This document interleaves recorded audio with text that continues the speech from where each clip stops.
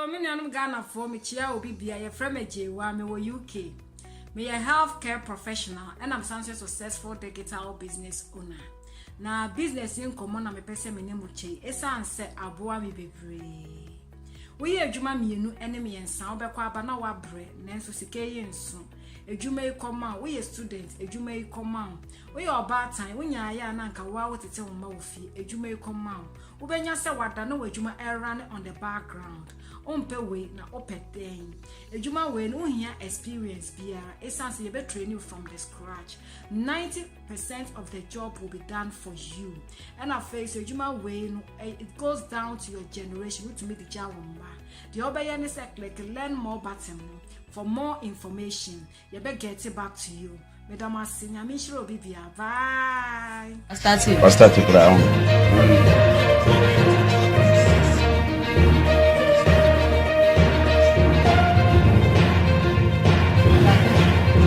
Usunya Kennedy a compare kwa Japan and Dela dem chirimu. Sir Dr. Gideon Boako, essay Dr. Bawumia no mo kasa etu omo fo so omo he omo no kasa yi dia. Ene no onko kanche ne boss Dr. Bawumia say onka sanche Abronye esanse wudi di Kennedy a compare kwa Japan. Atem abusia Dr. Gideon Boako nsusu koku apai. Aje Sefa Kayi nsusu ubusa ne say adenti ena ne boss Dr. Bawumia. One tia kwa me bafo Abronye. Na oguso ke kansem set up still. I said it is believed. Do you understand English at all? Only evidence. I don't say. Do you understand English? I do. You do. But only evidence. Do you understand the word it is believed? Look, if you cannot be emphatic on it, I'm sitting here. It is believed. You don't understand it. It is not. You are struggling so with don't say it. Simple phrase. It is believed. Don't say Doctor it. Degree. Me say only evidence is a sanity. Why say it? I didn't think I walk. Wabra uni na so said you walk and sanity. Why this? Why do we do politics like this? The problem, just to smear people. The problem I have with our MPP for say they don't have the shock absorber to tolerate. I'm not here to tolerate anything. I don't want to use certain words, but please. If you use do that. If you use any uncultured language anymore, I will respond. No, but in please. appropriate measure, please. If you use an uncultured language, gentlemen, I will deal with you in a manner you will never like. Gentlemen, Mama Minka Simbi, say. Timi ma abotre ene obuo ema yemi enu ntemu a na che se me na mama mo platform ena mo de yesa Dr. Boako Dela dem adesede na me to manim we don't go down that tangent madam asi verbal exchange between the two of them. You were here. Everybody is listening. Intimacy. He spoke for 16 minutes and I was quiet. I did not interject once. Some may have to listen to lectures. Minkasa. Good, your boy and better come singing the praises of Bawumia. Minkasa. Is that what he was expecting me to do? What kind of DCBA is this? I should be there. What kind of language is this doing? Please, I'm trying to refine myself, please. Onjai. Etekai. The American say, Mesre Gideon Boako. Say Mesre no bebre. On country the boss Bawumia.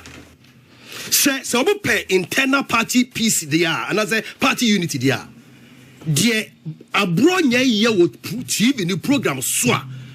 Or the but can Japan na yes sorry o good ni mu ase na so person good ni mu ase onjai because the beneficiary Dr. Bawumia enye kra enye at least I may say men ka bi me ko make say bia so no problem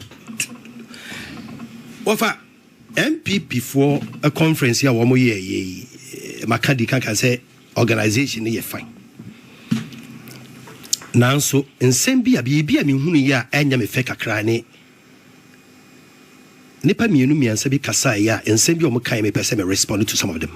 Edikaye, MPP lose election 7 months, penny away, in 6 months, 7 months more penny.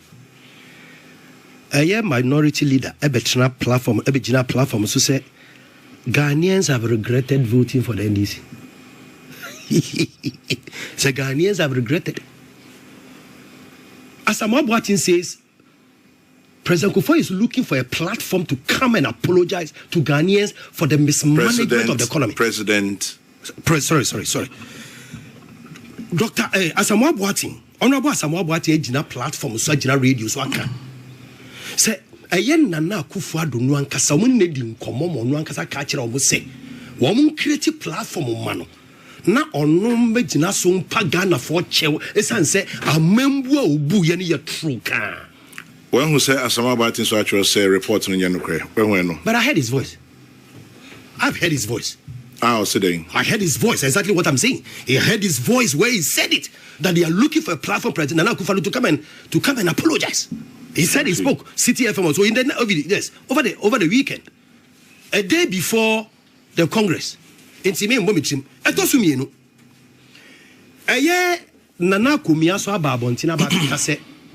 Enkugua MPPD ye no has still disorientated them. I said the MPP has not recovered from the defeat.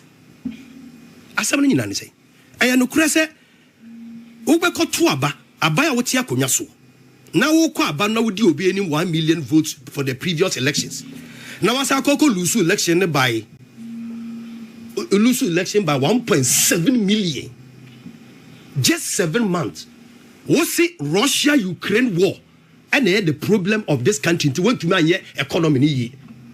And this is the Russia-Ukraine war is still ongoing.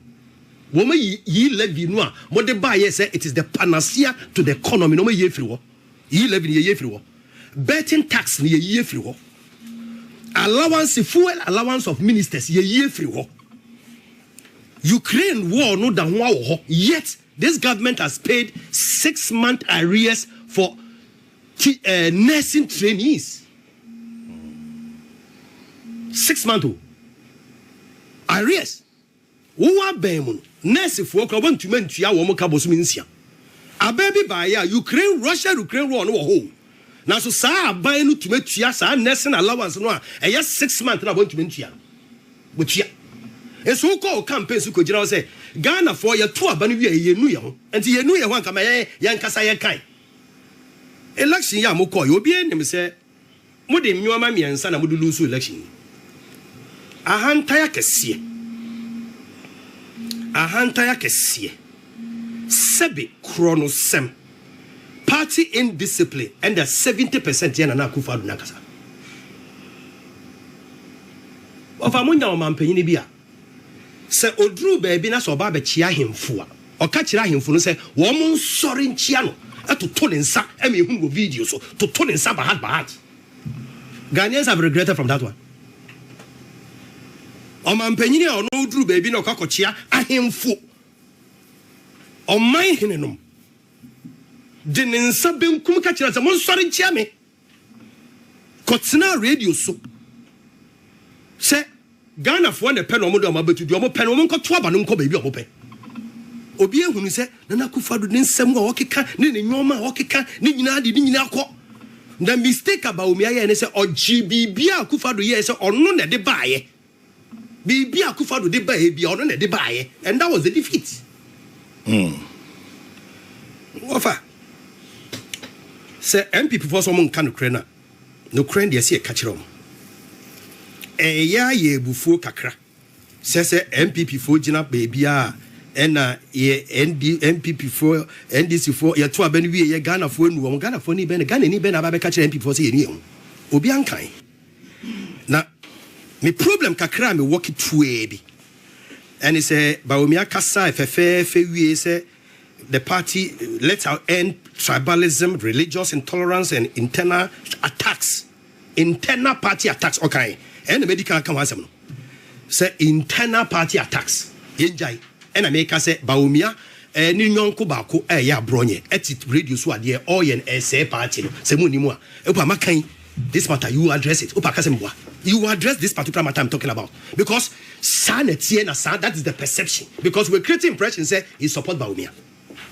Now Dr. Bawumia just Sefa Kayi so busa ne say Ukraine war no still ongoing. Ahantaya kesiye sebe chronosem party indiscipline and the 70% yana na Akufo-Addo nakasa.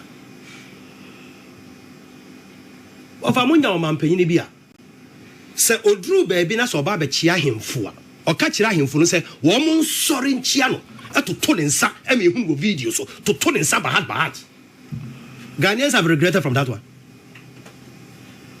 Omampanyini a ono duru baby na okakochia ahemfo. Oman hinenom. De ne nsa benkum ka kira se mon sori nchia me. Kotsina radio so. Se Ghana fo na pe no mo de omabetu de omo pe no mo nkoto aba no nko baby omo pe. Obi ehunu se Nana Akufo-Addo ne nsem a okeka ne nyoma a okeka ne nyina de ne nyina akọ. The mistake about Bawumia and say or GBB Akufo-Addo ye say or no na de bae. BB Akufo-Addo de bae bi or no na de bae, and that was the defeat. Ofa. Say MPP for some kan Ukraine. No Ukraine dey see e catch rom. Ya ye bufuo kakra. Say MPP for gina baby a ena ye MPP for NDC for ye to abani wie ye Ghana for nu Ghana for ni ben Ghana ni ben aba be catch MPP for say ye ni ho. Obi ankan. Na me problem kakra me work it through bi. And he say Bawumia kasa fe wie say the party let out end tribalism, religious intolerance and internal attacks. Internal party attacks. Okay. And the medical come asem no. Say internal party attacks. Yenjai. And I make us say Bawumia ni nyonko baako ya Abronye etit radio so ade all yen say party no say monimu a epa makan this matter you address it opa kase mboa you address this particular matter I'm talking about because sanity na san that is the perception because we create impression say he support Bawumia. Now Dr. Bawumia ka say bia me ne nya adwene na me feel say so pekwan no pagana for chew and that's what you say. Making a mistake and apologizing, there is nothing wrong with that. Yeah, mistakes they be our politics. Yeah, patch out. Yeah, bonnet. Yeah, Dr. Bawumia say MPP back in the year 2028 and I said 2032. They will investigate Ablekuma North election violence. Kwame. Dela. Adafulo, Fonye, Adafu, Nyabablago. Say, Dr. Bawumia was vice president of this republic for 8 years. And Nyoma bebresi si wo Nana Akufo-Addo na memwo mu a. Bawumia nkasa humpo. Ne akasa wo okan say de si ene ni njon wanka ho hwe. Emfie nwotwe. Oko your friend is saying, or your media engagement. And abayu your friend Bellamundi. Ebisa the question say, Dr. Bawumia, we are vice president for the past 8 years. Ye kuni power Techiman, not to say Techiman South. Techiman South. Techiman South. Nipan watchi any woo ye. Over o president and Kawoshi, Wosu one Kawoshi. And ne when your platform over can be na. Bawumia response that day he said, on Kaise president on Kaise president in Kawoshi. On Kai na say ekotoa ba mama sa nyoma no ensi. Ne response no opa ko check video no. Kwame mi bisa say we vice president ne ato aba na nipa nwoche ewu. Want me anko wo mo wu ye no abusiafo fie anko sete aya commensurate ojo ye kan say anko Kwame ne twi ye kan say you comfort with them and to commiserate with them. Wan kwanko Ogosho mudin. Wan kwanko she wo mudin ebusua no a nipa nwotwe no mu wo temeteti man no. Bawumia anko anko hu wo mobo ebusafo no mobo. Nanso se BBC wa Ablekuma North as unfortunate as it is. Otumi ko how wakum sin fie.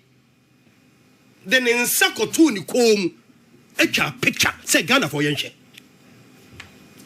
Hypocrisy and double standard. And this is what I talk about every day. There are people who are full of hypocrisy and double standard. Nipan wachiku yewu ya tuaba ema ube yoma vice president. Nipan wachiwi. Nipan wachiwi ye no. Wan jina baby anka se ebusiafo ne yamamu yako. Wan ko ebusiafi anko kanchom se yamamu yako. Wan ko baby a. Na how akum say obi tuti say ma papa bi tuti say the flying mine etu ya kopem no de ne bo ho enye Owie Yape, Vice President of the Republic, NDC, Vice President, Professor Jenana, a condemnee, Minister for Defense, a condemnee, Minister for Interior, a condemnee, Fifi Kwete, a condemnee. That is how different the NDC is from the MPP. Yet, Bawumia as Vice President of the Republic in Fiumotri, and to me and Kase, the sea will take him and south, and Bawumia said, Ni wure and feed ye sea wa blekuma not and da. Ni wure and feed da. A person may cast some Dr. Boako. No ka catch any boss. Say, Miss Row Baby, catch up Dr. Bawumia and say, dear woman, ye wa kasua. Ye wa ya was so wagon. Or say, West wagon, I said, yes, you rain feed that. The Amuya will teach mine, you rain feed that. The Amuya was sin not, you rain feed that. The same thing. So, send you rain feed, not so bad.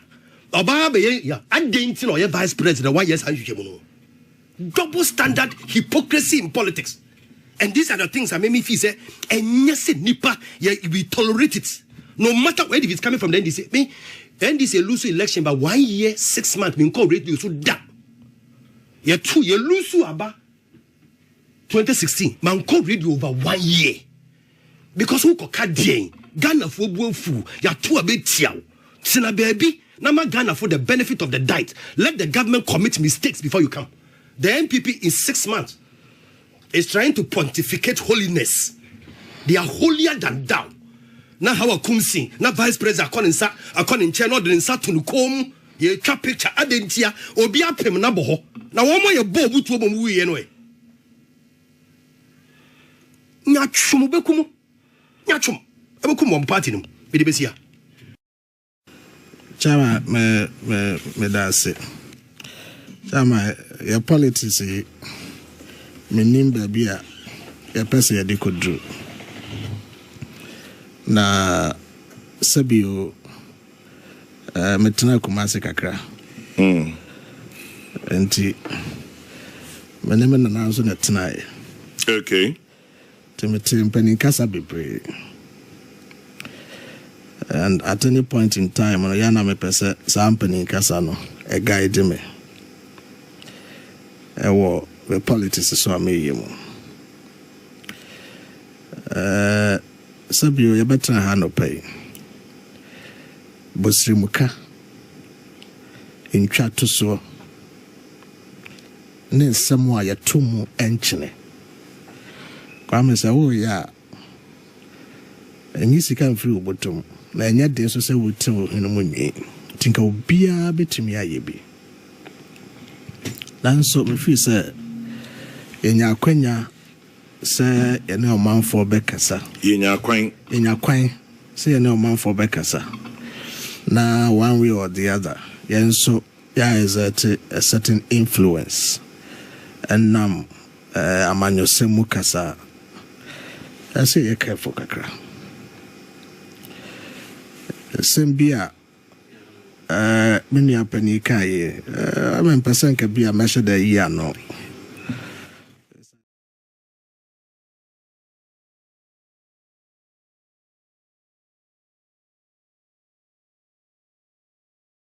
Aha ayo man channel na ne ebedi nkomo yi papa mo amutie nsem a eye Dela ene Gideon mo keken ya ene aba peso nene menya mini aba ma de nyina fe oba kokko kama efia god e wo fie ha enne mene no ebedi nkomo afeso minim se munim ne da wo fa ofa tena so se de na se Ken na ba bia ewu ama me ene me so amidi djumede e chia me edi no e de shodi na yemi ensen ene ebedi eye nkomo me kwa mcho akwa ba ya nua obi dofo pa onwa efe etiri ni de ude dru anim ho a no tu ahye anyhow can I get see Ericus ene share Ericus on sponsor me when it comes to my hairs me and my sister ene why ade Ericus ayaka yes dwen yam kaka ofa tesa nipo dress o kra de nso ofa won nya advert mo nya ko dress wo Semito. Anya me 20 nya advert ma ana me go bia. So what can be any advert nka. Michiaka. Very good. Michiaka. Ba de ntina wutuaka. Say onye ready say obe sponsor me. Ba say bia won kan. Unso bo ho a won kan. Me kan wo say onye ready. Oh. Me do back baby. Mati ne famiko. Baby. Na ofa. Dela. Ani Gideon o share argument a omo kwa. Na mene Dela ya adwen. Dela dem mene ne ya adwen pa dey ntina mene ne ya adwen. Because the ancient Dr. Mahmoud Bawumia. O share eniema doctor. E ka wono afutu sam a working. Then so share yesi wu fie jadem. Wo kwa bonti akotu obi fo. What e janom kwa so efi wu fie. Wo share eye abronye nsem a Dela Kenya wo gidi se ne kwanso amara. Ohima meda wase na ya chia hwefo no ma chia afia. Ni aka se otweja mpo nyankopon ohira no nhira obi a ohwe yen. Onse shodi yesi enokre ne ka edine. But wonu obi wo ho na do obeka nokra a kire wo no ono na epe wasem. Onse yehwe NPP mu a nanado amamu a ekoso yi a Onabo Ken Agyapong ayi obi a eniema bi ekoso wo party mu na enya odikai draw penifo no attention ba omanti a oba abonten ebeka but sa niema a oye ninti omusi Onabo Ken Agyapong ekasa omusi onye omusi sei but ye to aba ewie yi utie penifo omu ekasa ni nyina ensema na Onabo Ken Agyapong eka no den time no sansem no na omu eka se eno na ma omu elusu ye so ensema na oka no eno ana ye to abawie yi omu nyina nipa bebre omu ye dey omu eka enso that time na oka no omu se ompe NPP asem no so ompe NPP asem wo se Dela eka no kure e kire Yewura Gideon Boako e studio ho but Yewura Gideon Boako empese obetie asem no but asem no e fact Dela Adam we NDC ni wonye NPP ni no aka se wa take size Dela Adam ye NPP NDC ni but enokure no ana wode eto ho sa asem we medical aka that time na omu ye delegate conference no na Yewura Bawumia kasa no metrasi tie ya eno that particular portion na Yewura Bawumia kan ye no be said that screen recordo ho no edito ho say sama Yewura Bawumia ka no eye but nye Yewura Bawumia na ese eka sa asem no asem bi ho a ese panina no asem bi ho a ese akola no asem bi ese ohena asem bi ho nso a ese ahenkwa no Yewura Mahmoud Bawumia nye onno na nkese se oka sa asem no asem no oka ne ye pa but nye onno na sese nkeka sa asem no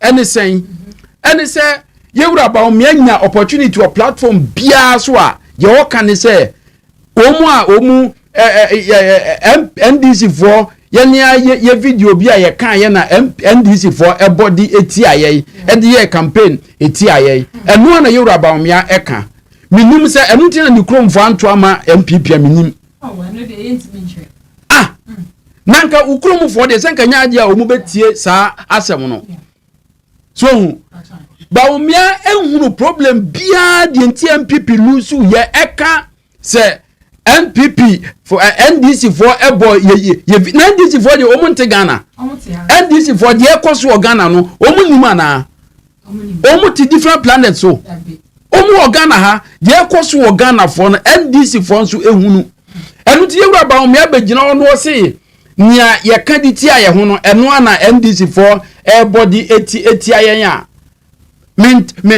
mentiasie so mentiasie because Yewura Bawumia Yewura Kufuado efa no nyina ni nyina gina woye economist eno ti ni nyina gina economy ho nsensem eno ti na Yewura Kufuado efa no but eduru time aye 2024 campaign ya antise Yewura Bawumia ebo Ghana economy so wa mo economy no so one kra ba ye nim se enu ntina Yewura Kufuado efa yen but eduru time ye to abana na ye economy no na etisen enu no gise Onabo Ken Agyapong na ekoka ansa na NDC for ehunu se Ghana ye economy no asai enye Onabo Ken Agyapong na ebeka ansa etino sansem we na Yewura Bawumia nya opportunity bia eno ne first na oka okwa campaign okwa thank you to eno ne asemo a edana no a oka ase eno nko anti na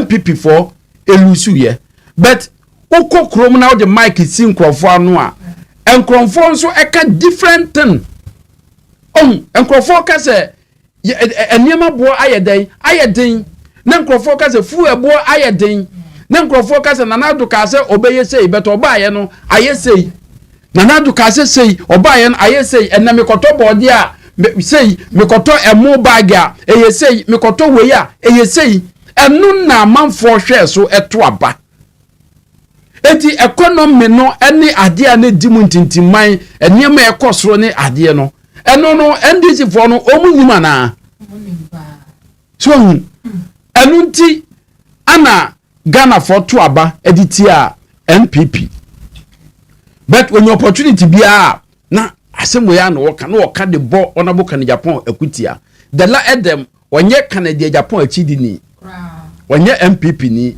enti Dela Edem nsema oka no eye new asemo Dela Edem eka but ye ka no omuntie ye besa akoto ba awie na wo masa abegina ho se ensemo a Abronye kekaye no enu nti na ya nto amaye na aye late but Dela Edem eka no a yewra Gideon ebetie na wafa na sopam na wo mahunu de ombeye afa ho se de be ya saade na Abronye eye no ebegyae no ompese obetie Dela onye comfortable kra we studio ho obenya nanka kana ayi Kwame Sefa Kayi kra apam Dela Edem afiri ho because no odwen senka Dela Edem nso ebeka asem akamfo yewra Bawumia ewo studio ho na Dela Edem anka saa wo kasa no Dela transia ma wo kasa ewie but do say o kasa o si asemu a yewura Bawumia eka ye se asemu a atemdidie ni ade wo party no mu ni ade no enye ni ade no wonso wan kasa wo fie ana ade no efiri ba wo fie na ade no efiri ba so na Bible kura say so obi antimi anhwe ni fie yi a enikwa se wotimi eye asore pani Bible kan enti wantumi anye ufie ye anka de ekoso ufie no a ebeda na ye de oman ne hye wonsa na bibi ekoso na nya watumi aka utumi nka ye nyina be yodwom enu nti na enipa no bebre a omuwo party no mu a ebinum enim se yewura Bawumia eba omu be comfortable omu benya aban adwuma na ye de omu pa bia no omu be ye enti no omu ye yodwom se yewura Bawumia emra no because oba omu ye ade bi na nyekura no a onka ba Canada Japan onhwew obeka enu nti ono oba o ma ye ho yeden entoye ba shodi enye politicians no nko a na ye pese wo mu nto wo mu Ghana no nti na ye to aba ye pese oman no enye yie ye pese wo nua bi ewie school a onye adwumanye oba bi wie school a onye adwumanye enu nti na ye to aba but enye se mu be dwene mu nko am ho se ye nto aba na mu benya sika adini ade na mu di sika ye nka ene ade nye nti na ye to aba enu nti Dela Edem nsema oka no sodi oye right anka yewura Bawumia ene ne nkrofo etie no wo mu efa mu aba ebeyeye na one thing ni se onze yewura Bawumia no odwen se Abronye yegu ye campaign ma no oboa no but rather onim se the Abronye no nipa bebre ebu efu no nipa bebre ebu fu because se wo tie na wo hwe nia ensema o kan nia o ya eje bufuo ebe nipa bebre mu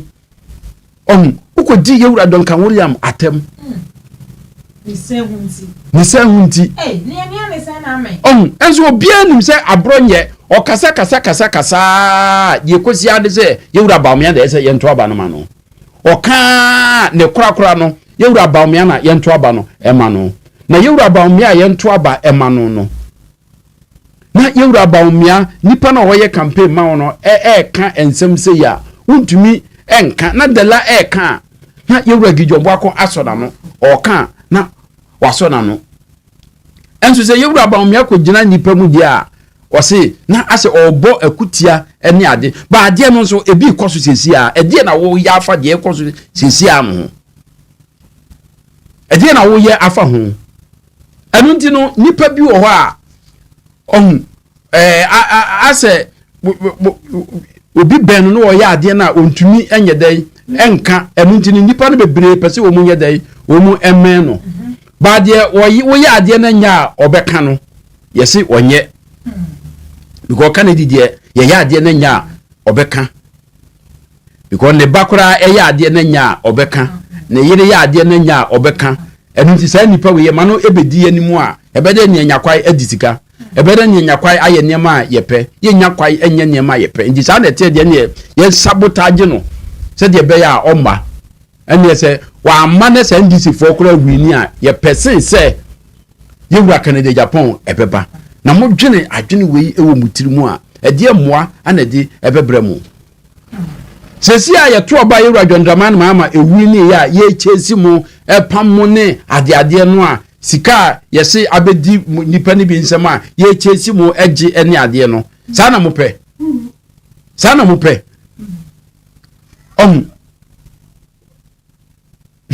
hade na wosire ndi niema bi o a so de se ye ka nokre e kire nipa se NPP so the delegate no epese MPP emra power omuntu abama onabo Canada Japan omutoma no a atin se ono ne obi a Ghana for epe ono no oya ade na nya obeka obi ya ade na nya obeka onso so keta se ne pro ye de sa niema no eso last night obi bisa se na yewura Akufo-Addo eba no the same thing na yenim se oba obeye ene ade yewura Akufo-Addo example be na we show ma obi hunu se oba obeye ono de na uhwe yewura Akufo-Addo a your former president uhwe se de ani suni ne ban na nkrofo fe se ba wo bo be chichi nkrofo agum papa edi asu no odai na di a wo be chichi obi agum edi asu no odai na di ase on support corruption na edi na ma wo hunu se on support corruption Sefa Kayi I say I Akufo-Addo I'm not corrupt me so okay na me say ede na wo ye ma wo hunu ye o demonstrate trel o demonstrate trel one demonstrate nti what they need wanye but we compare Canada on 2 occasions ne ba ye niema bi a enye no ede na wo ye oyi ne man on edu ntumi mfa Akufo-Addo en compare Canada e ma no ye ewo corruption ma no ye se yewura Akufo-Addo be kan se onyiso corruption so ene ade yewura Akufo-Addo aban mu corruption na e koso no empra hin na yewura Akufo-Addo timi ka se ya ban mu me wa ban mu na corruption e koso ene ade empra hin otumi e kan that time na o medi aban wo ye foreign minister e be ye nyina no empra hin na yewura Akufo-Addo timi ebie na no kan se de e koso o maban mu no nipa ni bi enye sei obedi president no empra hin na wan cover ne nkrofo a wo mu wo aban mu enti no wodi tutu ho a emfa enye ye so yewura Akufo-Addo na eye perception ana na amanfo ewo no ho se de wote no lidi kumpreko wo yese ni ntino enya de a ye hwa anya de obaye ketanse ne proyeso but yewura Canada Japan wa demonstrate ama ye hunu se enya de se obesoso saa ade because ne bakora ye no wan so enti difference ewom di mi wo ye comparison se yewura Akufo-Addo se na we me ntiase ubisa se yewura we ba no so de nyuma beba na oba ye no ebi a se ya yewura Canada enyuma no wadi kai abiebi enyuma ni bia nje o ka kire o se o de adwuma beba enu ntumi anyi na chinye yes because wa demonstrate wa ya ma ye kunu se wa ma ye kura no oye obo nkrofo o de adwuma e fa nkrofo ene ade enti no nipa we ka se oba no obe ya wa ye bida enti no edumre bi a esese ye compare niema bi na ye hunu se ne u take decision a u be take decision no ye ama ye hunu se ne a esitie ama ye hunu se dia esi etie mama ko me gold ni ankasa me gold efia ye wo gold ma gold mama ntiti gold ni ka don't worry se u ba titi gold ni bi ni ntiti ye nhwe wo hwe ensem a Gideon ene Dela Kenya wo hwe se na be ka fam Meda se obapa ya misha ne adwuma pa wo ye ai na yenchia on my channel ahwefo nyina obi biara wo so a wo hwe yembia no enchia enko emma nyina obapa wonim ewiase a yewe you say if you live in a grass house you don't throw stones and na me de na mpanyifo asem bi o mo ka bi na nkrofo say fia ya me yempanyinsen na me pe abebu ni ade is because na me ho senyansa asem wom na se wonim sa abebu ni sa asem na atem bia no asem si a utimi analyze ni yi won say enko ba ye nyina no afutu a NDC ni no Dela idem etu no on say your friend is saying Gideon ya and some painful kaka say be say sebe impreduasa after for many more say no cra hoy say da ma me sebia no na ukoyi a on fa no cra wo hey and yet we say if you would for in China eba and na say futu if you been China eba even if penny pakona sem okrampa fa I didn't know what kasa. Ni American say oye NDC ni NDC 40 ye chire Ghana 40 ye chire e na omu hunia akoso Mom wo inside inner circle no mu hunia akoso because you guys are busy fighting yourselves.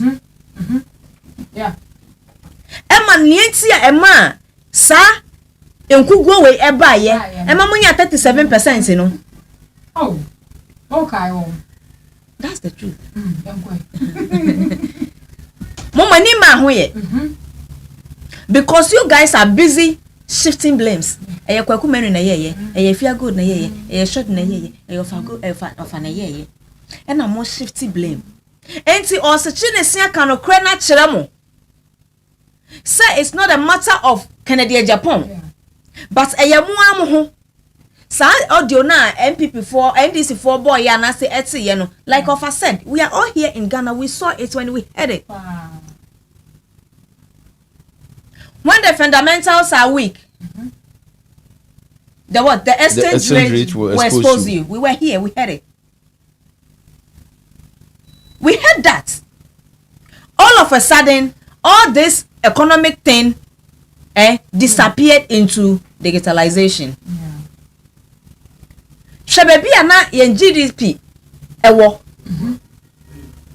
shebebi ana inflation arise akwa akodu shese ne na ne mabo ayeden instead of taking responsibility. One thing I don't like about MP before say they don't like accepting their mistakes. Then they work on it. Me papa kofi kumi baby nyame obi me fa ne kra nsie or say if there is no mistake there will be no correction. It's one gian to mu say my young from so you can never work. What I say? And you know, sa infum so nyina mu yeye. E shifty blame. And na Ukraine whatever war. And na coronavirus and ho beji mu. HIV wo honom dada. And na no ba ye quarrel crowd de ho ba. And na inflation yes say. And na mo can stories be brain e dey share Ghana for. Meanwhile, you guys were busy enjoying. You guys were busy lavishing money in hotels in other places. Ni na Ghana for how? Yet see ye. Send your school send ye basa. Hospital so kwa wunya baby na. For did that film. Ghana for saw it. So it's not Ken Agyapong. They should stop apportioning blames. Omo who say, Oma nya de sabi. Ese be ma be ye bi wan be ye ni nyina omo ye nyom betimi but the rate at which na Ghana for were holding them in high esteem na Ghana for was waiting say anka ene nia mahama abana ye hu no na people were expecting that from Abronye Bawumia entina ye nyani mu arehemu morso that was the time ye ko di line ahomrache I'm up for the aboba and a sal line just to go and vote NDC out to bring a Akufo-Addo in. Yabre. Over police stations no near the aboba be the bucket be the table and na sal line me jina ha me kwa ko di diaba. because we were eager to change the government. We brought you people in. You messed the whole thing up. Emma, you need to took yensem. And then instead some of some analyze say Anne, baby wa hanuma yanje no. What's what I can say? Nipa baako for. Sebe Ken Agyapong ne constituency hono na no ye mpi no mo ye nipa dodo asan. Omo cover the whole Ghana. Ken Agyapong na who dey cover the whole Ghana. Does it mean say wow ye president and vice president no Ken Agyapong anodu edu edwam dan mo ana no kra wo hwe ne ka ye ja sabe yase no kra bia ni ho ana say afuto bia ni ho a atemmie enka ho wonnim nyansa say otuofo nso aka cho am who say you are being stupid or childish and no see Ken Agyapong omo pushing blame on him say on na ye na omo win omo lose ye and na bibia na somewhere by ye he was being fair and truthful to Ghanaians and look at when people love him. Truly people love Ken Agyapong. Oh yeah. Because Ghana hanum sa enkata somo mu asoni ade no we ote sa Ghana fon said am pe wasam. We want somebody who will be playing with us. And such a person is one person Ken Agyapong. Even though oh yeah too emotional sometimes. But me get it too emotional. Or you're quick tempered. Yeah. Yes, nipa bia e won nan so. Ono so ne de no.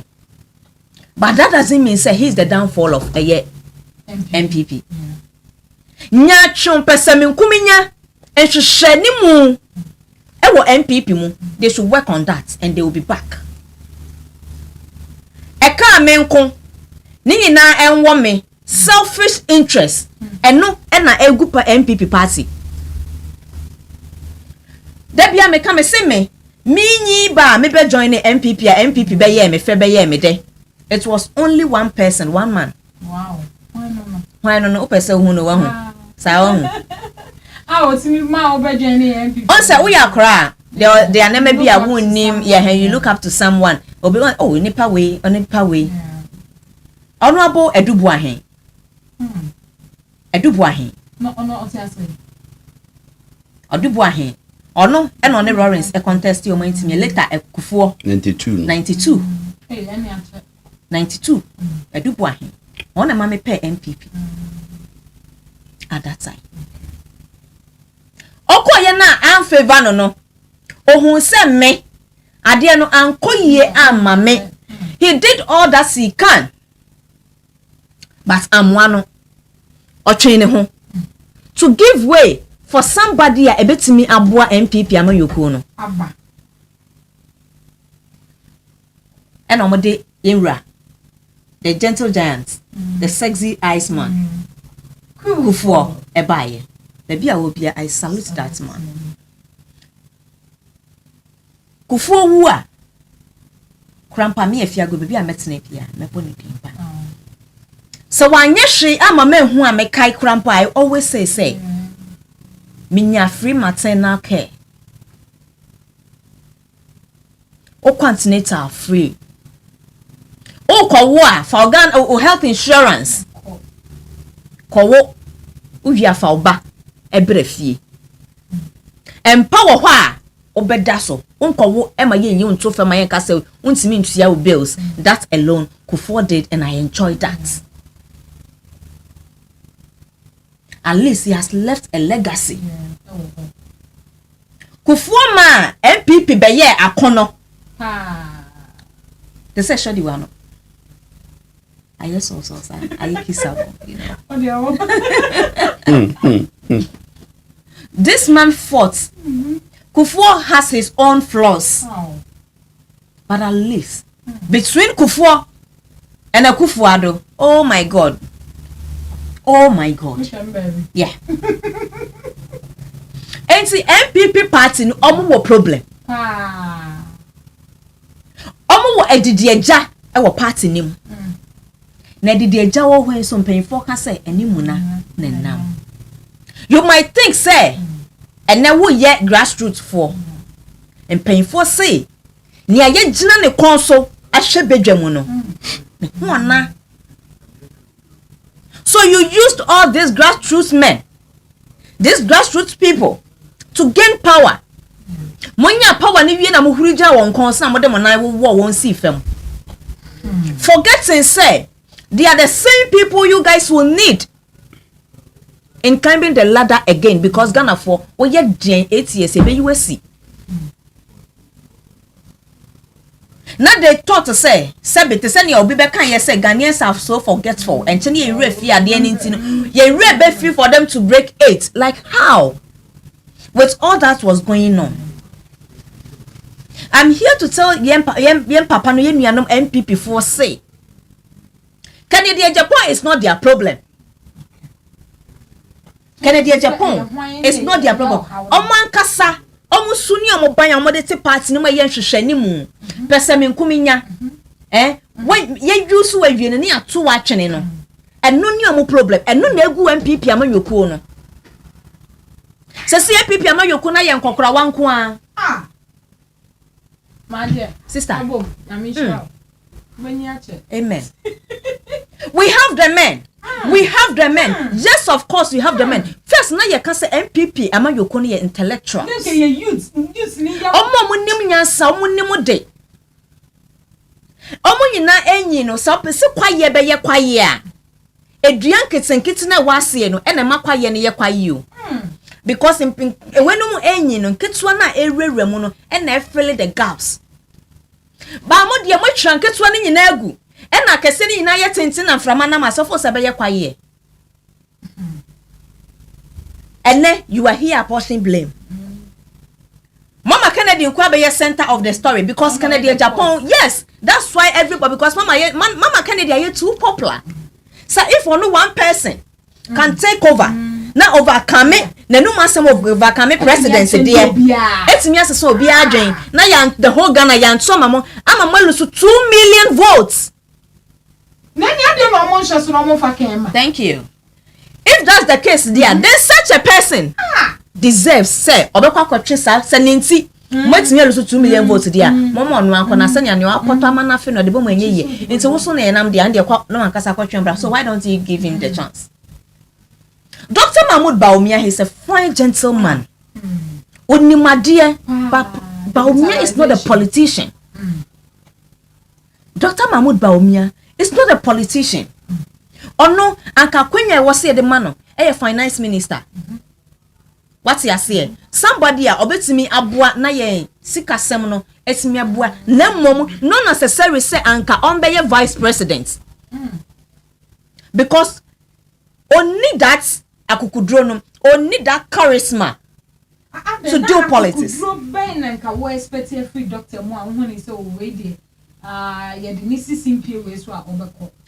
You see, Nia, who you dread Nia? Being a politician and a politics no, it's like being a business person. Nia Osha Yeto and I was a offer. Nia ye beto no now then you kuja. Dr. Mahmoud Bawumia a man for na man for any mono. And you send check no na man for any mono. Tama kufuor ne buy yes so be vice president no even internal no crampona they were having problem because bank there ye pay ya data na ye sika sama tetia pansam ne ade de but not necessarily bringing somebody we don't know on shada party but too much sir. So from the beginning, from the right from the onset, na MPP for na kasa na shada nyada Bawumia. What you say? Now shred lane na senya na MPP ekwana na Bawumia di kra nim. Enkrofo na etu omudi enkra na etu omudi MPP mu no na Bawumia nka ho. All of a sudden you brought him fine. Let me kofa ade osumu na so eba ebesiesie no na ye yie na ye UC. But here comes the case, even in his term as vice president, he failed. Because when he was coming, the promises that he made concerning the inflations and all mind you, when Simeon fulfilled it, all of a sudden he shifted from that to something else. What I say? I said upon tia or we will cast racing a scene, no adjust to her or say no. And so a mama who Ghana phone will say, ah, yes, we said this man, rather that word he used. I'm here to quote the same thing. Okay. It's an incompetent person. Now say, fine, you know, BBS here, I'm a mahua. Then you all people now, Massa didn't pay a basse frag bearer. I'm reserving my comments. I'm trying my best to choose my words well. What the neighbor say on be your president? Sabe in preduasan. And pay formal fan chemi. I see. I'm just trying to say I'll choose words I'll not be simply Dr. Mahmoud Bawumia is not a politician and he's not somebody who can help MPP. Some bits me the about power. Because as an one from Ghana, not just MPP for an inquire, ne one shada from Ghana for. Ne one shada nye Ghana for akono.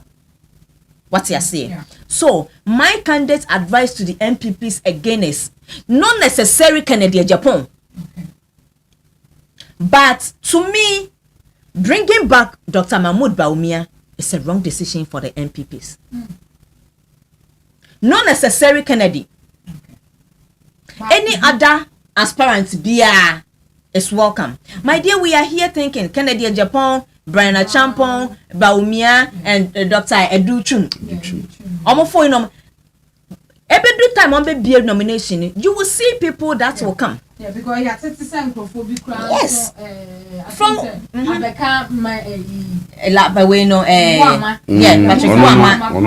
we can't declare. But say you be nomination. Yes, among for so can. So from all you we know, no, there are some people what you say? If you don't know, I'm here to tell you. Hey, yeah, Abronye, and so see on also oba. Man is saying before be regional chairman when to man. There be no one constituency crowd dem to me. I crowd chairman. Yeah, nyanji. Or see oba. Or see he's competent enough. Or see on non so or qualified man broso. He is even more qualified than Oyamasho. Abronye say he's more qualified than some of the aspirants now Omudinya ban. Abronye? Yes, Abronye DC. Oh, Abronye worker. So you see how Meka say MPP IFO. For somebody like Abronye to come and say or no so babe fa form say or babe contested. Seven previous and paying for Kaka say kwan edua and see bia to me say if not and the MPP that we know and can you Atetia pansam I just say amen any MPP phone to me kotokuwa no emfa kura enshim surely it's not necessary Ken Agyapong but MPP 4 should sit down, analyze themselves well. What you say? They should put the pieces of themselves together.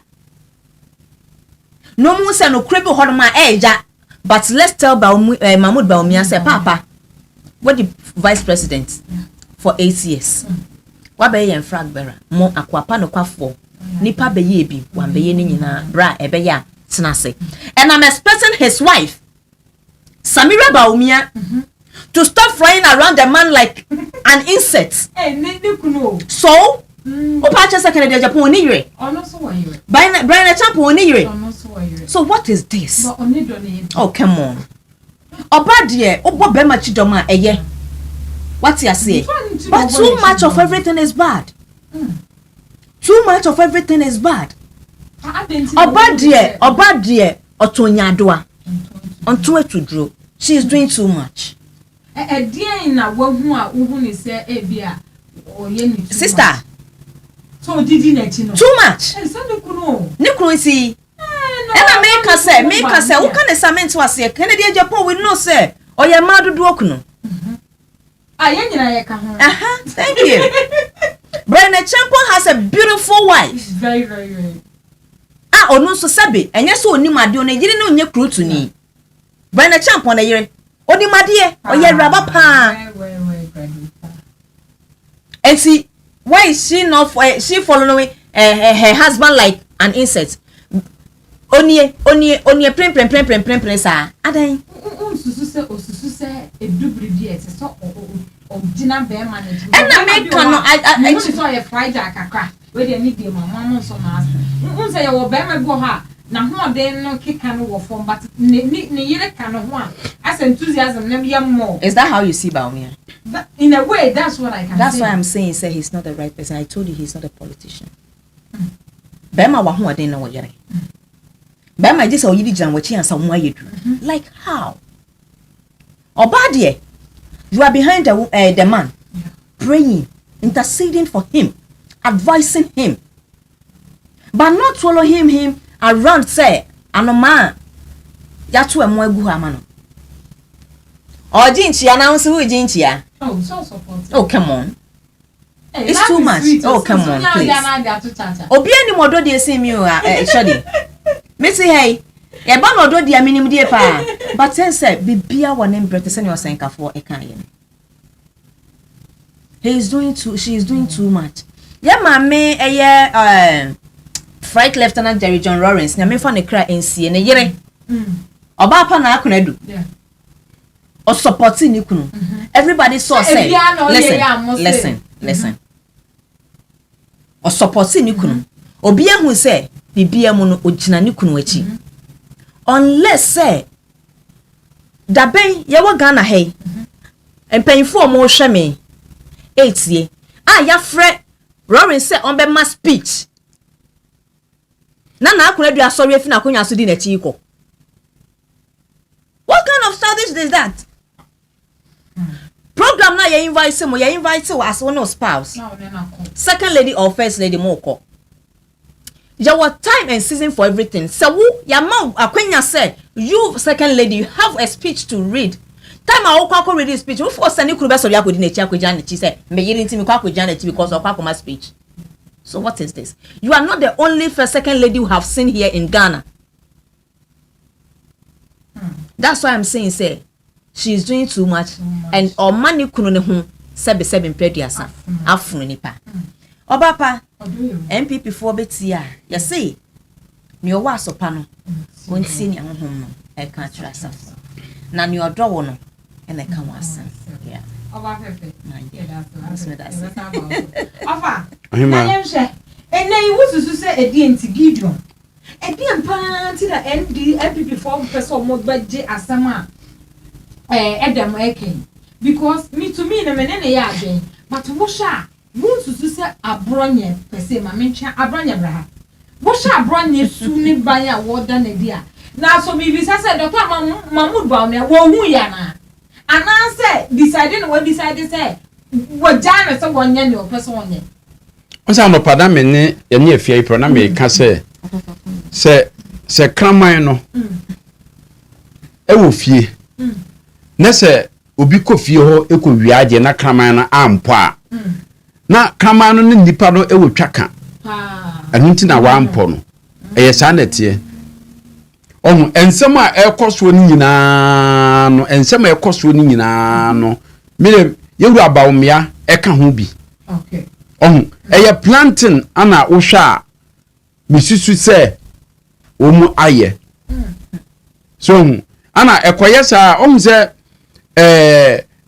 ekoyesa ye wo nipa ono timi gitumu se adwuma we die momfa ma me meye betumi ho asi wo se adwuma we die meye edum guase kwa na de bebrem a meye ba why se me am di adwuma ahye wonsa na me san abeblemu se bia obukura betimi afu se me gu animu ase wo nipam so enti sana etie but once afia kasa ni nyina nsema o kan se obetie pa ensema o kan ni nyina no esisi so pepe enti na me de me kasa nyame nkonipa bebre eka say leaders a omu lead NPP 2024 election no esesenka omutimi sesa omu nyina yes omutimi sesa omu nyina because ye hwe ba bia party no wa ye de share monsa na mo hwe ba bia mo de party da koduru ana ankoduru ho kora keke koro yensu eni party no mu as I say party no dwene ekwaya voters a wo mu ame vote no ekwaya be fa so asa vote no ebeba san dwene kwaya be fa so akoro ye betumi abamu na enipa no a wo mu ankasa wo party no mu a wo matete party no mu no ebede no matumi ede koro ye abamu wanya nipa foforo amu wo ma ama ebe din se koro ye betumi aba party no mu enu na ye hwese nka leadership no from head to toe ebesesa especially national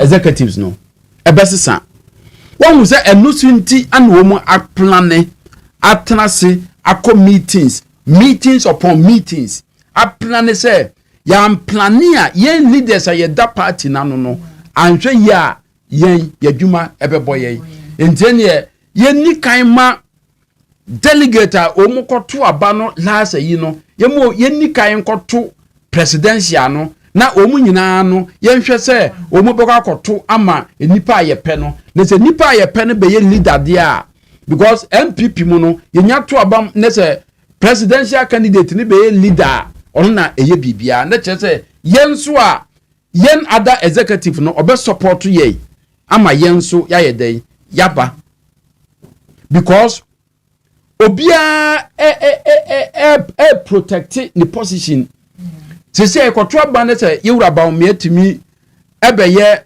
leader of the party say a de Yewura Bawumia pe no ope JFK a also obeka kotwa ma JFK because would say yes would say Yewura Bawumia na ebeye in case MPP win ya Yewura Bawumia na ebeye president e wo Ghana ha enu de Yewura Bawumia say me pe JFK na wo wan support JFK no Yewura Bawumia be president a obemu adwuma ye omo adwuma enti eye planting o ma calculate a plane ade no a ye hunu ka kire e ka ye beginning na omuka so omuko thank you to nyina na sa plan no e koso na omu won krofo a omu ni omu ehia enunti na top bottom approach omu de ebaye no won say omu echo the constitution amendment omo ekoye won say o man fa no anka ho bi eno ye new decision but o man fa anka ho ama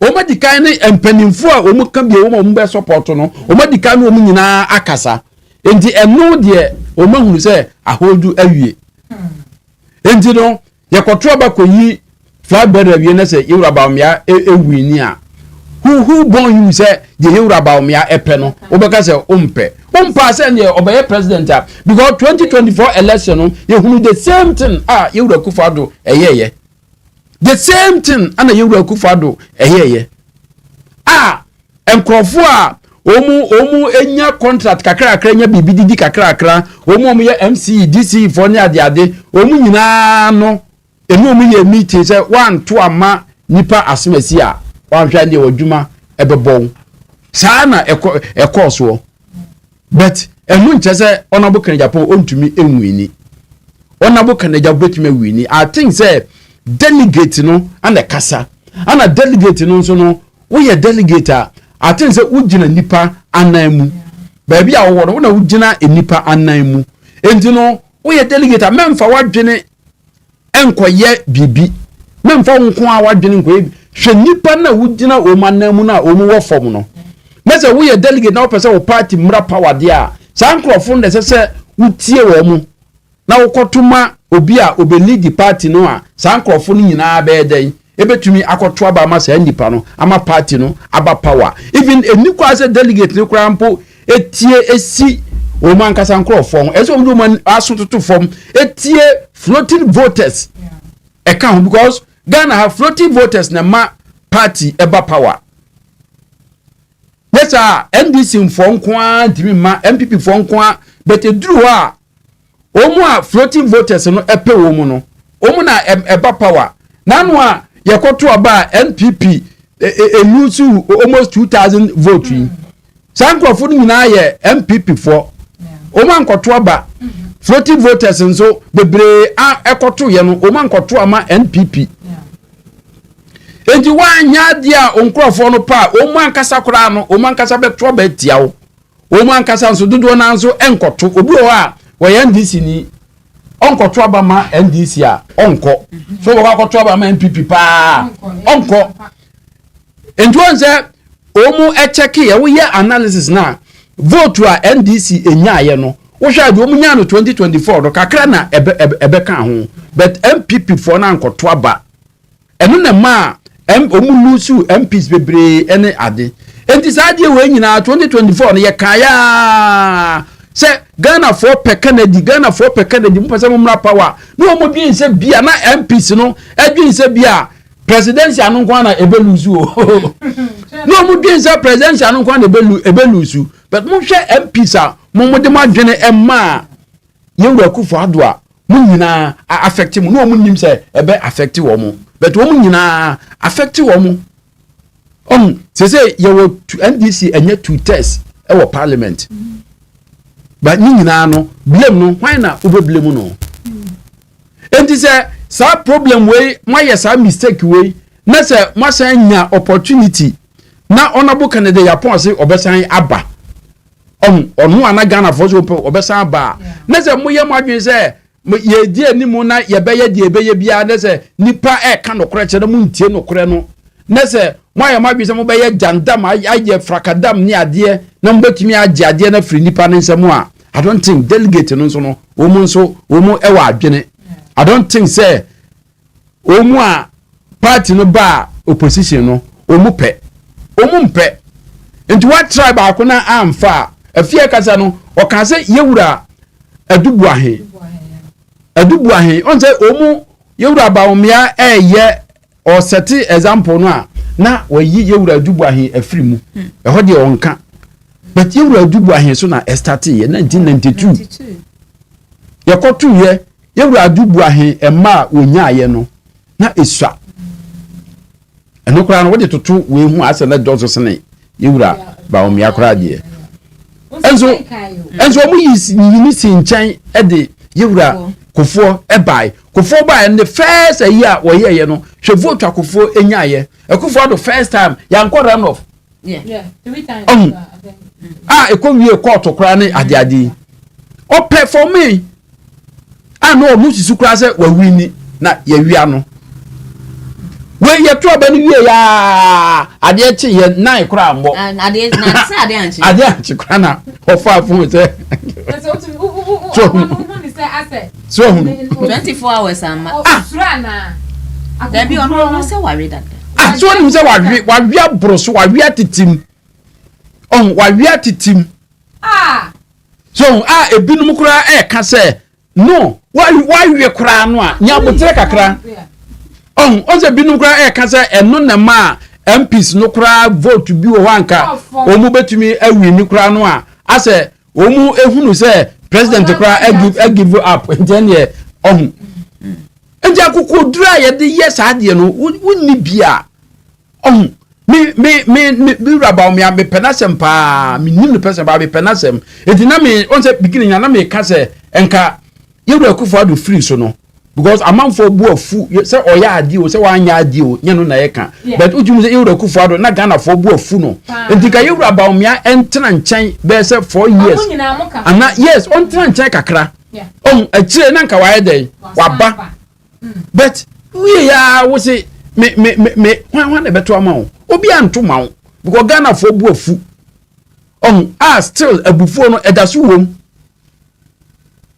so enti no me de delegate no na tambia ya na madwene wo omo so say ye pa omo achew omo ankasa nso fa omo ni ento fom no mo mfa omo aso ento fom na omo entietie de Ghana fo epe Ghana fo hwan na ye de no ba mo beboa ye mo beto aba ama ye sa woni nyina ese omo eye no mo tanhwe o man channel so di crowd call out ache no mo sanhwe o my channel no mo ntie nia eko so nia Ghana fo eka Ghana fo na kasa o nye nye delegate edru general election na on say na yi otumfo last otumfo eka kire wo mo o se mu yi obi a mu yi de Ghana fo epe no na munko yi de mo ankasa mwadwene ye mo sesei mun yi de Ghana for pe because at the end of the day no edru general election Ghana for nyina na e vote nye delegate nko na eco vote so enti no shodi me de asem na me ka no delegate for no me yesere wo mu offer no de ebeba so offer no beba we na ade no na me ma bi di nkomo a wo se na offer party voa wo mu so wo mu pesca yi ona bo Ken Agyapong de 40,000 ana akoma wo mu say that's 40 billion ana akoma wo mu na Ewura Bawumia so the 60 billion old currency ana akoma wo mu na kan kura je say nim say we businessman yo na Ewura je say nim say you was solely buy nyina ban adwuma na waye na wo hwe sika na mse masa nkopa sem be sem nkopa sem be sem wo se we bia kom ana mse masa nkopa sem be sem mempa sem me dwen me ho ndi wa wunim saade a ene wa ankasa eduru wa ankasa take a decision ne hunu nia obeye enti no ohun se eduru me bia na amanfo nim se sika betimi aye bibia ne ade ba sika timi ya ade ade bet eduru me bia nipa no personality no ontina me ka se wo ye obi a wote wo sesi na wa ya wadwe se wo ambition se obe pre MPB adi ewo ba bia start ye ho adwuma ebeka be 8 years kwa start ye adwuma wo sa area wo pese wo mpre MP no on start ye adwuma ona bo Ken Agyapong okra na onim se obepe president kura je so hwe modimbo ana obo no wo Ghana ha on esi tamela okọ esi wa ha na wakoboa wo mu esi wa na wakoboa wo mu enti ase waton no ho ama Ghana fo nyina enti omu enim no but ye won krofo bebre a se nye position a obepa ni kuromukura onko unhunu ye hwe MPP grassroots fo ya omu ewo form ni ade da bia Ken Agyapong ekoma wo mu da bia oka se omu ebu amu amuba power no muba power mubahwe wo mu no afa na mubisa certificate afa na mub enso eba adwuma na nkasa ye won krofo omunya ministers a omankoye campaign enso eba ye no na ye the position ama wo mu ba youth na omu eko campaign nam anadwonia de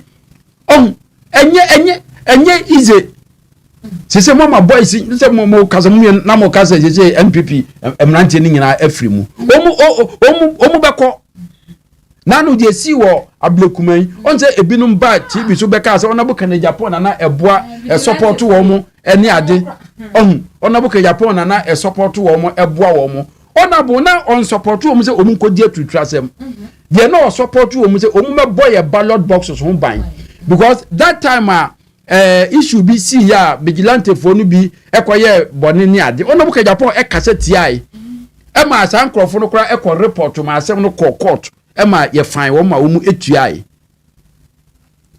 because this year we dey compare abato a course 2024 now the ablekuma real election ye no wa ha yi compare minua ye to aba na wo de wani to police for no nko aso a enye ye because metro man na beti abo no ba police de obetwe no onu je onye nipa yes omu kita hwe na ya fa ne se onkonko na metro man bi ba ne ade a police enti esese mu ya party a munya nkrofo a omu bebo yenka se omu nkoye basabasa but omu protect mu ballot boxes 2024 election said NDC for esi fa so eyeye omu ni brain train youth na MPP for edampo wo mo no NDC for kofa wo mo eye wo mu yie sankrofo no ana hwe abato no so ne ade ma NDC for sedu num a wo mu wokumase nyina wo mu ye wo mu nyina no mu wo MPP but the MPP for no ede ye wo mu ninti no munya position a edo ano na mu de mudi obi kura ye minister omu ko campaign kura no mu ko bisa ne se omu a omfi omu last na ona bu Ken Agyapong eni abre na oka sansem we nyina na ono no a party no ba power no wanyi ministerial position bia so wo ye MP na ono na ebesika oyi ni sika twetwe ministers a omo edi minister 8 years ebinuma ayesi wo 8 years ni ade ebesika twa a muhu wo mo ebesika twa de na mo nam ken ho na makwaje ono de eze tambia onfa sika no emo afode the ba position dia ene ma oma ye penisika but nim de yempe na moye sa ebeboa mo emoa mo enti se si ankasa youth na ankasa no o mahunu se without Canada Japan no because party yewura kufa do ba 8 years no wonim obi amma ho ameboa mo ame support mo eni andi na nipa no pe power na obegina wo ka se odwene mo ho a ede na wo nipa no obedwene ede na obedwene because constituency chairman for bebre wo ho a onabo Canada Japan kra na aboa wo mo bebre o mo makra be wie school na o mo ntimi enya school kwai ema wo mo constituency chairman bi ba epa adwuma wo wie school o kra certificate enso onya adwuma nye obi ba epa police o mo si de o di animo ne ya MPP ni pa enso o mo twa sika to wo se gise otua na mo ye we nyina ofi se nipa agimi o mo nyimi so mo kai omu nyimi enti se wamfa nipa efomfo no epe no a na wo ye wadwe se mo chekere nipa abehye nipa kon ne ade a eduru ho a nipa no obeda we la 2024 election me friend boy bi kokuna unkoto aba wo se ofa na me koto aba apede se wo makoyi delegate na koyi di wo mo pe wo mankoto bebre ankoto bebre wo ya pipini wankoto wankoto enti no se enya abro eni baye na woni pani bi etirimu a we no enka enye problem de Dela ekan eye futuo papa an wode ema bet adwemboni nti omumfa adwemboni nti wo mumfa oba feve de brena nye wiedu na yes service ene mi pese ye nyina ye do MPP ko ekwanya ye be fa so a MPP amoniko no 2028 ombesan form to ma prefer wo susu se won so waje ntwe ene se e no monye because say ye sha ni ye sha Kennedy akoye se e ma ba akoko wo fi ne ho pa ya mmobo asa won ma do no ehuhu keka no e na wo kafa ho ani bi me da se oba Kennedy Ekamen kwa Nyankopon washira Kennedy oyobi a Nyankopon sa ewo ne so dada se enye Ghana fo ho do ene da Kennedy Japan koma so ono enye MPP ho do ne da ne koma so Ghana fo ho do ene da Kennedy so because Kennedy I know no emwa only MPP fo nko we NDC ni krampo na ho basa so far as we Ghana ni na oye ni panko ade if it's to his richer opebo senye Ghana fo ho do e Kennedy kumemu no fo say ono so nyansa kakra Nyankopon de ama no betimi a contribute ni on quota to Ghanaians enye san kameka check Kennedy say unjai no kwatena enye so onko jai no kwatena party te say ne yem papa lan chama say yeah but unjai no kwatena because sabe otwe bedi na he ewedu krom na obepra na ntuo nyame esra no owo se aka Canada Japan 20 years so now 70 and now 60 kura na aka 20 years and 30 years to live he will not leave a poor man at all he will not lack ne mama ni na krampo be live big omo lack she so why is he even worrying himself what you say because you say you are in the midst of people wadwen a wukuta no they are not supporting it and rather sabotaging you that means omon papa and when you are working with such people unko wanimu da say MPP for efa Canada Japan say some serious when or making these allegations hamaha we ya boni we cassette ya we nya twemo party nim endra we ni we koye meeting na mo agimi ana na mo record na mo de abeto abonte am MPP for all kan sansem na ene ho ba asem se onumom edi honorable former president atem ana Obra na onumom was correcting them, telling them say ade amuje sa recording yisika hia na de mama yenye sa na mo yen munya nkra munjai sanka that time no omutie na anka they are not where they are now. I'm telling them say a stitch in tie save 9. Honorable Ken Agyapong, what I'm telling him is Bema be some one and the dream and aspirations are what to support MPP, to help MPP, to help Ghanaians now. Menen a yen and manner. Catch and say, Papa, it's not a my no, I even beings, you are even stressing yourself. A yes or better not say.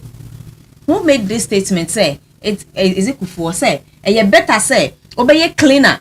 Yeah, kufu. Ewo abanya wa banya wa power mu than say obey your opposition now we minister and I say we MP na so opposition sana Ken Agyapong ya be pesa ka obetina kwam onye even president and ask anything but we can go to him to seek advice, to seek wise counsel from people like him because we know say Yakopon ache na dum. Yes. I think say ankebeye better. Stop wasting his money. Non reserve money great grandchildren. What you say? Anka for so bebaso. Because this MPP that I'm seeing, omunyenya adwen sakra bia and by repeating the same mistake, they will get the same results. Me bon pa say, omodi honorable Bawumia beba. Yeah. That gets into abana mano. No more fun. Almost side the neighbor, they will lose another 2 million votes, making 4 million votes. And that is going to be the history here. Ono Bawumia is going to make and leave that legacy for MPP for the Ghana for. About Manuel. Aba, they say who's to say MPP Americana again on the year. I'm on 2028 in Franca, Monsa Ebeka. Oman him John Bayer because with that honorable Ken Agyapong, Omunya hope be any ho. Hope ni ho. Say MPP betumi aba power. On say ebinum can say honorable Ken Agyapong Oman fana amba MPP better opposition 20 years ni ade ebinum keka. A fact. Say MPP for hwe ne say honorable Ken Agyapong amba sana ebisi. But on say question na ensema na afia kan. Sa question ni bia ko honorable Ken Agyapong so da. Ama omu ebisa ne say die obiebie nyuma oye ede na wa meye president a obetima ye we nyina ana o cite example bi say investors ebakuro no mu beye adwuma ene ade a omu tie president we are president a wona omu etie ansa na individual no enti so pese wonya more na o pese omuwa oman e wo niam bebre mu a we are president na wo vision na ene beboa mo nya investors aboa ama enyuma aba okuromu ana afutuo no bebre so ho a ode ma ono an party a omumfa but why say ono ankasa nso oye qualify more than qualify so ono nso betumi aba no ono abelid na adwen papa e woni tirim ene botaya e woni tirim ne ne opese wo ye ni nyina no so hu wan kasa wo belid dia se no betumi I de say we ye dey we ye enunti ana ma wona boka ne Japan ye na adwere say on say ne oye na adwere say obepe flag bearer ne ade nyina on say ne ya manfo bebre nwanwa because initial ne na adwere mu say ope but ohwe sa ade na sa kwan no ofa so a obetumi aboa oman no say de na koma beto ne yem say yes maboa me man manya adwuma aba oman no mu niema atoto ye ene ade enunti ana oha no ho se de afie ka no e ka ono nko a even ni dai kura wo Ghana kura more than 200 if you want Ghana kura more than 200 na nka ebe hia ne da ehia no but odwene Ghana ho na wa demonstrate so ama nipa ntimi fa corruption and tagi honorable Ken Agyapong say bia yama no contract wanye wasisi obi agisika wa yesi wa no ntimi fa corruption ayibia and tagi no enti enukra kasa ma ohunu say odwene oman no ho after that no so no wo hwe emwa wode aboa oman no apart from the party kura no emwa wode aboa oman no ene ade a hwan na atumi ayesa wo NPP mu enti odwene nipa ho enu nti na ase all pray no ho a all bre se obeba but yenim se ekwan bia so no this a year January we are ombekwa akoye no honorable Ken Agyapong delegate no ebe consider na wo mo di akwanya no ama no manuato na me ka che e ahwefo nyina se de o ma se o mo ko so anhwe o ma channel o mo like videos no na o mo share MPP for delegates no I'm telling them say they should vote wisely and choose a wise leader. If you say Bible primary say say when any papa ama na ndi o man so a o man na eden esi apini yes into no as they are going no they now have the nod MPP future lies in the hands of delegates no for now and you know if they want to see MPP be coming back strong vibrant as we know now decision is now MPP I mean kono ni ebe ka twa ma me say e fa na bia ko ya kasa me bebe o chiame na se wo se ohene wasumo o chiame onu asam ko se na na ne wasumo a ye nyina ya kasa na ne kasa ni nyina nso ewie e kwan a wo nyina try say MPP amuko no ebe fa no tuma prefer because obia the Ken obia second ade na mama Kennedy akom preko chance wo de mama ne just kakra bi na won hwe because ene Dr. Mahmoud Bawumia oda so ye yan undu ba bia ba Ken de I think say na ninim dim wa nimo at least ye de ne ba kra na anya yi a de betimi a draw no ba wo de obetimi aka ma bi ti yesre mon hwe na mama pepe yo me no kra nka maka me ana me kan ma step it down for ama me ame bra pen Kennedy bra me en sure no so ne bobre ti no so wo e de ma oh my god abusa apia nyankopon insure asanti na me sure bibiara nya me insure mo no nya mo pese ye ni so ade amoye maye ene aha ene breba ma me kwan na big me de ni nyina esi me ni afia go do ba papa bi ena offer me so me e de study ene de me de we everypam e be san eshia Hello, me nyanum Ghana for me chia obi bia ye frem Ejewa me wo UK. Me a healthcare professional and I'm a successful digital business owner. Na business in common na me pese me nemu che esa anse aboa me bebre. We ye adwuma mienu ene me ensa obekwa aba na wa bre nenso sike ye nso. Adwuma e koma we ye student adwuma e koma. We ye oba time we nya ya na nka wa wotete wo ma wo fi adwuma e koma. Ubenya se wada no adwuma e run on the background.